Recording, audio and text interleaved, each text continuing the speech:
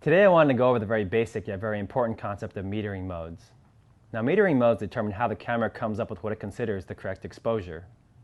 Now, our DSLR cameras have a built-in light meter, and light is reflecting off of our subjects through the lens and hitting this light meter. And the camera is using this information to determine what it considers the correct exposure.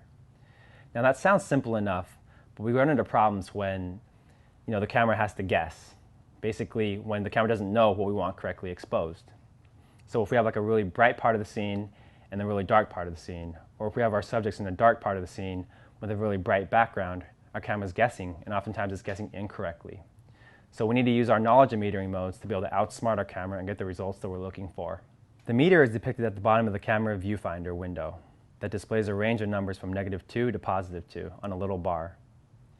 Now 0, or the middle, is what your camera considers a correct exposure according to the metering mode you're using. So what are the different metering modes? Well, we have spot metering, partial metering, center weighted average, and evaluative or matrix metering. Now the best way to explain this is to use an example using the exact same crop in the exact same scene, but changing the metering modes. For this demonstration, I'm going to use an identical composition and put my camera on aperture priority to make sure everything from the camera settings to the crop remain constant, with the exception of shutter speed, which will move up and down to achieve the correct exposure according to whatever metering mode we're using. So we'll be photographing our mannequin that we have placed in the shade with a bright background. Since the mannequin and not the background is the subject, our desired result is going to be the correct exposure for the skin of the mannequin, even if it comes at the cost of over or underexposing other parts of the scene. So first, let's see what evaluative or matrix metering gave us. In this mode, the camera breaks up the scene into different zones, and the camera uses those zones to determine the correct exposure based on each camera maker's unique, complex algorithm. This is probably the best mode for beginners, as it's the camera's most advanced metering system, and it puts additional weight on the plane of focus. Essentially, you're letting the camera decide the best exposure to suit the scene.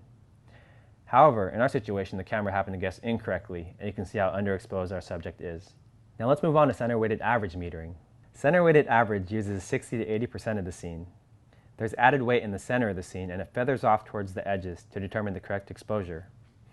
In our image, this metering mode worked well because our subject was placed in the center of the scene.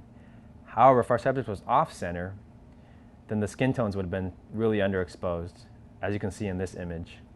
So next, let's see what partial metering gave us. This metering mode took the center of the scene, around 10 to 15%, to determine the correct exposure. So this area was placed on the skin tone of the subject, so you can see how it's still properly exposed. Lastly, let's see the results for spot metering. Spot metering took the center spot of the scene, the size of 1 to 5% in the center, and used that to determine the correct exposure. This metering mode is very accurate when used correctly, and it isn't influenced by other areas of the scene. It's great for scenes like the one we're dealing with here, where you want to focus on getting the correct exposure for one particular item in the scene. In this case, it's the skin tone. The center 1 to 5% is our mannequin's body, so you can see how the face is still properly exposed. However, if that 1 to 5% was on a darker part of the scene, as you can see in this picture, then the skin tone would have been overexposed. This is why it's important to use the mode exclusively when you're in manual mode. Alright, so those are the different metering modes available to you in your DSLR cameras. Now we hope you learned a few things here and there, and of course we welcome your comments below. Thanks and have a great day.